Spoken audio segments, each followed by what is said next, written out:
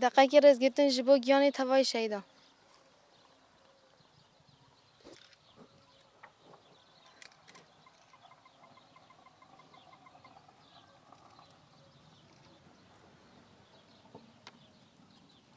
شهید جین جیان بمرن. وکی تزانی 27 آذر وکی روزا شانو جهانیه. جبر و اگه 27 آذر جبو همون هنرمندین کرد خودی واتای که جداه. یک وقت آمازون کر حوال یکتا بود. حوال یکتا در سال 1968 لدر سمیت دنی لمتروپولان مزن دبا. او ل انقره پارتی نزدیکه. دلیستکین خواده رولن وکی پیرسلطان عبدال کاوه حسن کار دلیزه. رویتیا دنوا رولن وی بر بچیان کردستان و دبا. جبونا قبلوان نونتاوی تصفیه کار هندور تک بچه بدن خواه کر پیتا آگیر او خواه لدردور آره برا پو پیچه او بانگوازی برخوادان کر.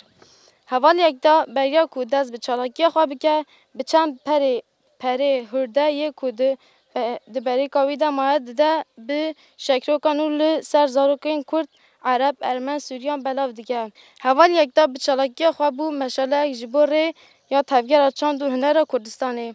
دیسا حوال یکتا دبیجه داما کو هنرمندیا گل ببه میجارا گوتنه سگ نکی مزنی احلاقی و خدمت که به دیسپلین پیوسته. پیواجه و که هم تیدنه در باز دبن. او پیواجه که دیروکی و جیانی و هر کو هیزن دستپورت دکهون تنگاوی آلوزیان جیان دکن. نفس این خواهین داوید دکشینن ایرشین خواه لسر مروفای زیده دکن. بشیوه جور بجور وان کمپلان پیش دخن. او به طبیعت جدی کسات داره بر آب و ده همون مروای آزاد هدف گرفتنه. تجرید کور کرن. ایرش کرنا ل سر دستکفتین گل کرد و گلین روشلات ناوین. فان راستین هم باشتر در دخواه هوله. جبونا جره گدن خودی در کتنا لبانگا یکتان بگیرن همو هنرمند و روشن بیرن کرد و هر هنرمنده که خواه خودان وجدان و برپرسری مروایی او جواک آزاد دبینه گرک ددم اگه ولی ده خودی لعرک و برپرسری خواه وجدانی او احلاقی در بکوم. او ده همو آلیان ده پیشنگی بکه او لدیجی تجرید او وان ایرشین هرتم چالاک به سر بیابه. ام جواک ناوان ده چند و هنر مخمور دزانبون آرکن خودنه. دوی روژا به واته ده حوال یکتا ببیرتینین.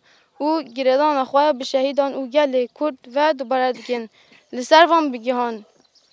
ام وی روژا شانو جهانه لو هنرمند مزن او پیشنگین مروایی آزاد لربرا پو پیروز دکن. شهید نامرن، شهید نامرن، شهید نامرن.